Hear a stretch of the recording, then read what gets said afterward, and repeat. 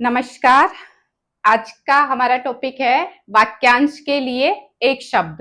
पूरा वाक्य लिखा हुआ होता है, उसको एक शब्द में यानी कि शॉर्ट में हम कैसे लिख सकते हैं।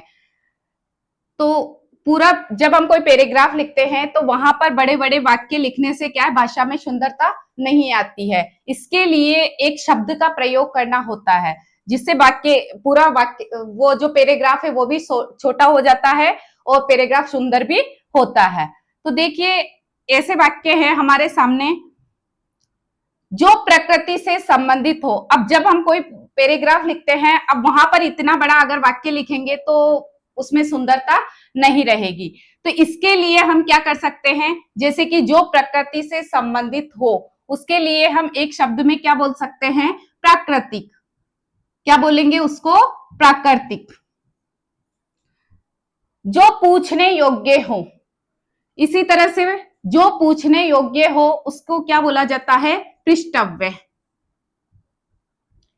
क्या बोलते हैं, पृष्ठव्य। जिसको देखकर अच्छा लगे उसके लिए क्या बोला जा सकता है, प्रियदर्शी। प्रियदर्शी।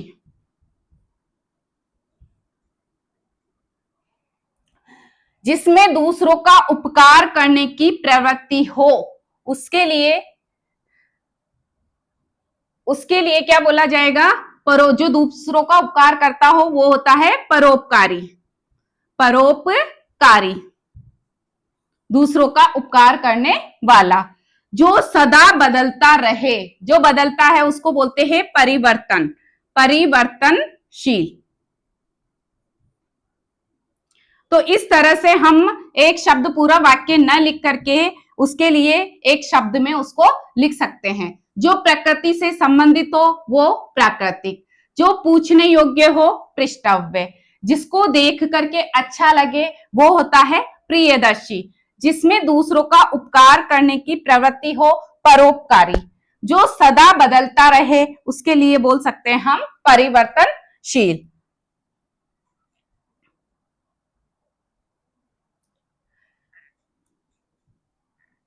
जनप्रतिनिधियों द्वारा परिचालित शासन व्यवस्था, उसके लिए क्या बोला, पूरा वाक्य न लिख करके हम उसको क्या बोल सकते हैं, जनतंत्र। क्या बोलेंगे, जनतंत्र। पर्दे में रहने वाली, प्रदानशील। प्रदानशील।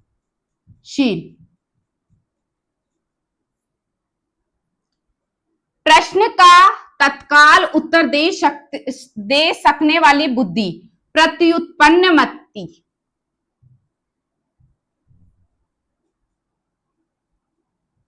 प्रत्युत्पन्नमति।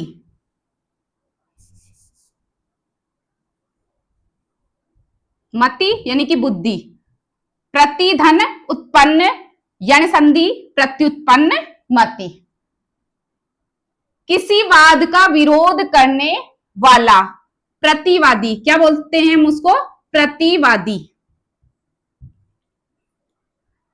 शरणागत की रक्षा करने वाला, प्रणतपाल। प्रणतपाल। ध्वनि जो कहीं से टकरा करके आती है उसके लिए प्रतिध्वनि। क्या बोलते हैं उसको, प्रतिध्वनि। तो इस तरह से हम पूरे वाक्य को न लिख करके उसके लिए एक शब्द का प्रयोग कर सकते हैं। जैसे कि जनप्रतिनिधियों द्वारा परिचालित शासन व्यवस्था जो होती है वो कहलाता है जनतंत्र। पर्दे में रहने वाली, प्रदानशील। किसी प्रश्न का तत्काल उत्तर देने, तुरंत उत्तर देने वाली बुद्धि, प्रत्युत्पन्नमति। किसी वाद का विरोध करने वाला होता है प्रतिवादी। शरणागत की रक्षा करने वाले को प्रणतपाल। वह ध्वनि जो कहीं से टकरा करके वापस आती है उसको बोलते हैं प्रतिध्वनि। जो कठिनाई से समझ में आता हो, उसके लिए जो कठिनाई से समझ में आए उसको क्या बोलेंगे, दुर्बोध। यानी कि बहुत कठिन है उसको समझना, तो दुर्बोध। अनुचित बात के लिए आग्रह करना, दुराग्रह। क्या बोला जा सकता है उसको, दुराग्रह। आग्रह में क्या लगा? दूर उपसर्ग। जिसको कठिनाई से वहन या धारण किया जा सके, दुर्वह। वह वहन करना, दूर यानी कि वो कठिन हो रहा है उसको। बुरा आचरण करने वाला, दुराचारी। क्या बोलेंगे उसको? दुराचारी। यानी कि जो कठिनाई से समझ में आता है उसके लिए दुर्बोध। अनुचित बात के लिए आग्रह करना, दुराग्रह। जिसको कठिनाई से वहन या धारण किया जा सके वो होता है दुर्वह।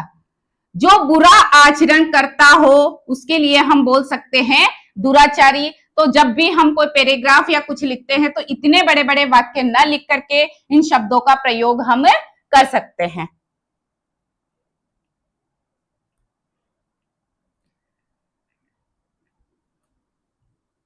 जिसका जन्म अभी अभी हुआ है हो उसको क्या बोला जाता है? नवजात। क्या बोलेंगे हम उसके लिए? नवजात। जिस स्त्री का विवाह अभी हुआ हो तो नवोडा। क्या बोलेंगे उसके लिए? नवोडा। जिसका उदय हाल में हुआ हो, अभी उदित हुआ हो, यानी कि नवोदित। उदित, नव, अभी, जो अभी उदित हुआ हो, उदय हाल ही में हुआ हो। जो वस्तु नाशवान हो उसके लिए क्या बोला जाता है? नश्वर। क्या बोलेंगे उसको? नश्वर। जिसका सर झुका हुआ हो, जिसका सिर झुका हुआ हो उसको बोलते हैं नतमस्तक। नतमस्तक यानी कि जिसका जन्म अभी अभी हुआ हो वो होता है नवजात शिशु। जिस स्त्री का विवाह अभी हुआ हो उसको बोला जाता है नवोडा। जिसका उदय हाल ही में हुआ हो, नवोदित। जो वस्तु नाशवान हो, नश्वर। जिसका सर झुका हुआ हो, नत यानी कि झुकना, मस्तक यानी कि सिर, तो उसके लिए क्या बोल सकते हैं हम? नत मस्तक। दीक्षा समाप्ति पर दिया जाने वाला उपदेश। दीक्षा या शिक्षा जब समाप्त हो जाती है तो इतना बड़ा वाक्य ना लिख करके हम उसको बोलते हैं दीक्षांत भाषण। दीक्षांत भाषण यानी कि दीक्षा का अंत जब हो रहा है तब दिया जाने वाला उपदेश दीक्षांत भाषण। पुत्री का पुत्र जो होता है उसको बोला जाता है दौहित्र। क्या बोलते हैं उसको? दौहित्र। पुत्री की पुत्री जो होती है उसको बोला जाता है दौहित्री। वह कार्य जिसको करना कठिन हो, जिसको करना कठिन हो वो कार्य होता है दुष्कर।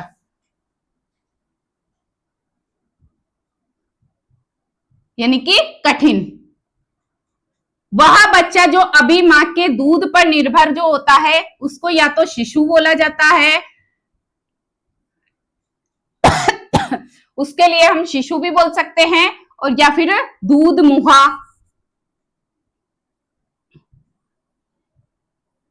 दूध मुहा भी उसको बोला जाता है।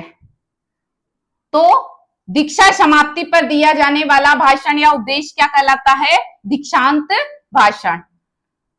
पुत्री का पुत्र होता है दौहित्र। पुत्री की पुत्री जो होती है उसको बोला जाता है दौहित्री। वह कार्य जो करना कठिन हो, कठिन कार्य होता है वह दुष्कर बोला, दुष्कर उसको हम कहते हैं। वह बच्चा जो अभी मां के दूध पर निर्भर हो वो होता है शिशु, या फिर दूध मुहा भी उसको बोल सकते हैं।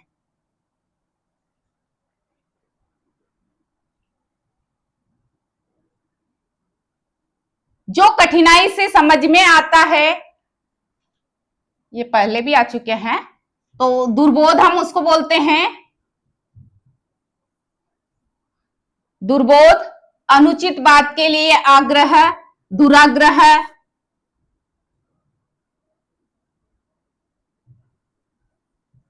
दुराग्रह,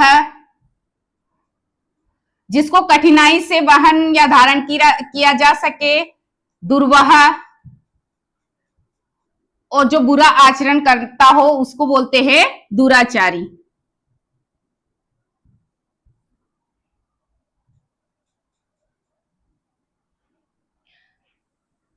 जो व्यक्ति की इच्छा पर निर्भर करता हो, अपनी इच्छा से जो होता है वो होता है ऐच्छिक, उसको क्या बोला जाता है? ऐच्छिक। इंद्रियों को भ्रमित करने वाला, इंद्रियों को भ्रमित करने वाला इंद्रजालिक, क्या बोला जाता है उसको? इंद्रजालिक।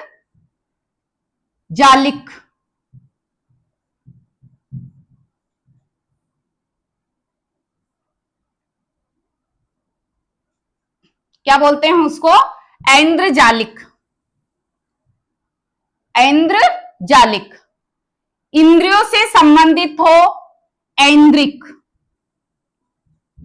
ऐन्द्रिय, उसको क्या बोला जाता है? ऐन्द्रिय।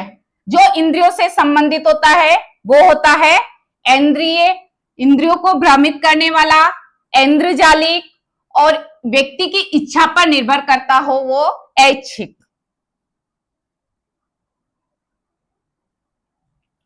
सांसारिक वस्तुओं को प्राप्त करने की इच्छा,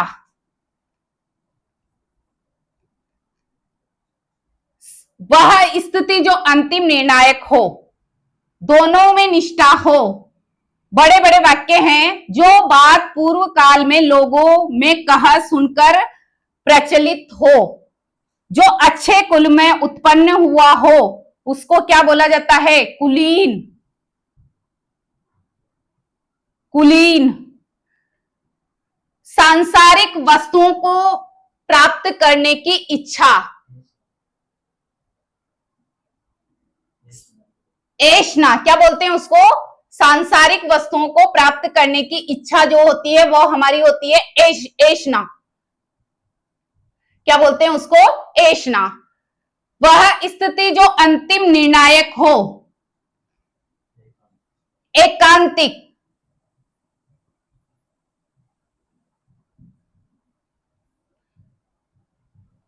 क्या बोल सकते हैं हम उसको? एकांतिक। सांसारिक वस्तुओं को प्राप्त करने की इच्छा, ऐष्णा। वह स्थिति जो अंतिम निर्णायक हो या निर्णायक यानी कि निश्चित हो गई हो, एकांतिक। जिसकी दोनों में निष्ठा हो, उभय, उभयनिष्ठ, क्या बोल सकते हैं हम उसको?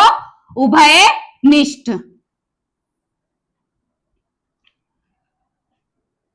जो बात पूर्व काल से लोगों में कहा सुनकर प्रचलित हो, गतानुगतिक, क्या बोलते हैं उसको? गतानुगतिक।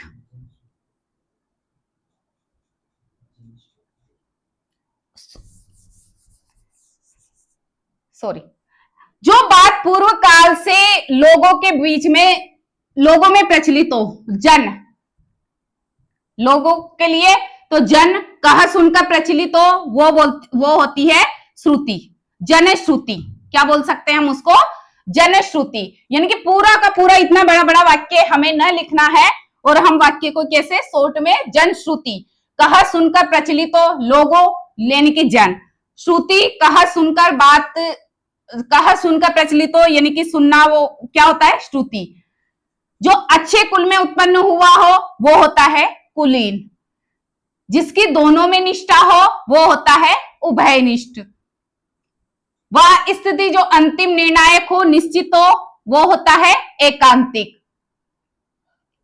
सांसारिक वस्तुओं को प्राप्त करने की इच्छा जो होती है वो होती है ऐष्णा। पहले से चली आ रही परंपरा का अनुपालन करने वाला, वह स्त्री जिसका अन्य स्त्री के साथ रात में रह करके लौटे, आकाश के पिंडों का विवेचन करने वाला, जो दुख या भय से पीड़ित हो। इतने बड़े बड़े वाक्य हैं। जब हम कोई भी पैराग्राफ लिखेंगे तो इतने बड़े वाक्य अगर लिखेंगे तो वो जो पैराग्राफ है वो उसमें सुंदरता नहीं आएगी। इसके लिए हम जो है वो एक शब्द का प्रयोग भी कर सकते हैं। जैसे कि पहले से चली आ रही परंपरा का अनुपालन करने वाला वो होता है गतानुगतिक। गतानुगतिक क्या बोल सकते हैं हम उसको? गतानुगतिक। वह स्त्री जिसका पति अन्य स्त्री के साथ रात को रह करके प्रातः लौटे उसको बोलते हैं खंडिता। क्या बोलेंगे उसको? खंडिता। आकाश के पिंडों का विवेचन करने वाला यानी कि आकाश, नभ, आकाश में विचरण करने वाला क्या होता है? नभचर। क्या बोलेंगे उसको? नभचर। उसके लिए नभचर।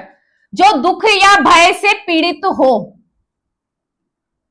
जो दुख से पीड़ित हो उसके लिए क्या बोला जाता है? कातर। क्या होता है वो? कातर। यानी कि दुख या भय इससे पीड़ित जो होगा, दुख से पीड़ित को क्या बोलेंगे? कातर। आकाश के पिंडों, आकाश में विचरण करने वाला जो होता है नभचर, उनको क्या बोलते हैं? नभचर। वह स्त्री जिसका पति अन्य स्त्री के साथ रहकर लौटे खंडिता।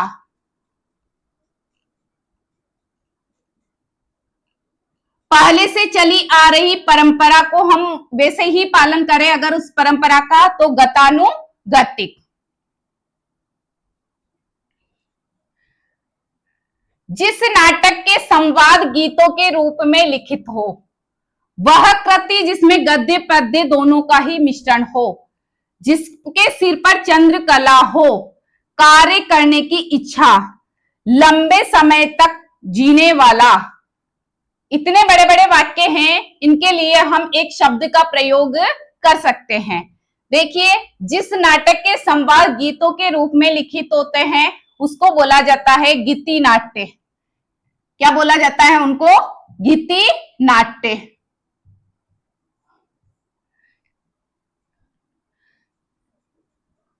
वह कृति जिसमें गद्य व पद्य दोनों का मिश्रण जब होता है तो वो चंपू काव्य कहलाता है। कौन सा काव्य? चंपू।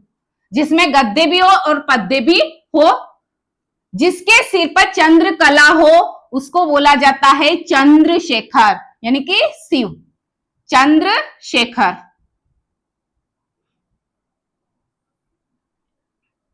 कार्य करने की इच्छा उसको बोला जाता है चिकित्सा। कार्य करने की इच्छा यानी कि चिकित्सा। लंबे समय तक जीने वाला चिरंजीवी।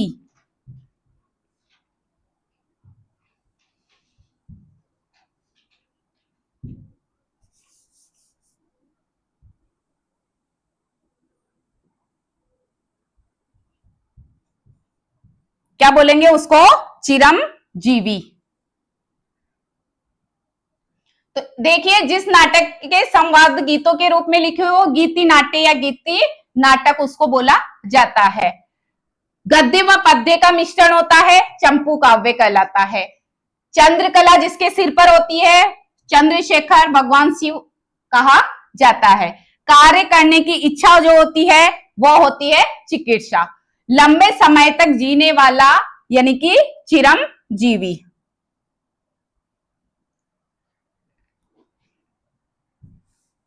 आगे की बात की भी सोच, आगे की दूरदर्शी क्या बोला जाता है उसको?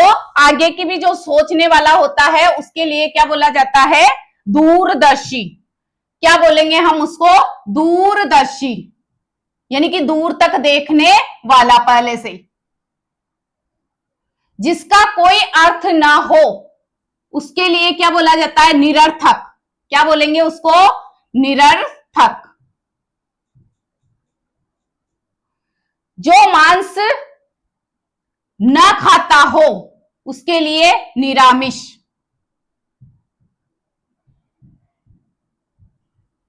क्या बोलेंगे? जो मांस न खाता हो वो निरामिष।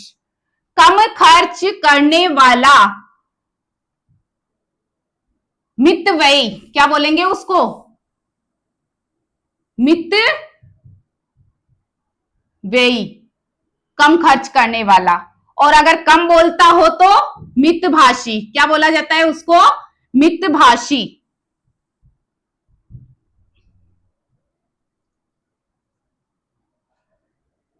अनेक भाषाओं को जानने वाला, बहुभाषाविद। क्या बोलेंगे उसके लिए? बहुभाषाविद। विद जानकार, जानने वाला, बहुभाषी, भाषाविद यानी कि बहुत सारी भाषाओं को जानने वाला। जिसके पास कोई भी काम न होता हो उसके लिए उसको क्या करते हैं? बेरोजगार। बेरोजगार, जिसके पास कोई भी काम नहीं होता है उसको बोला जाता है बेरोजगार। तो देखिए, दूर तक की बात को भी सोच लेने वाला जो होता है वो होता है दूरदर्शी। जिसका कोई अर्थ ना हो, निरर्थक। मांस ना खाता हो, निरामिष।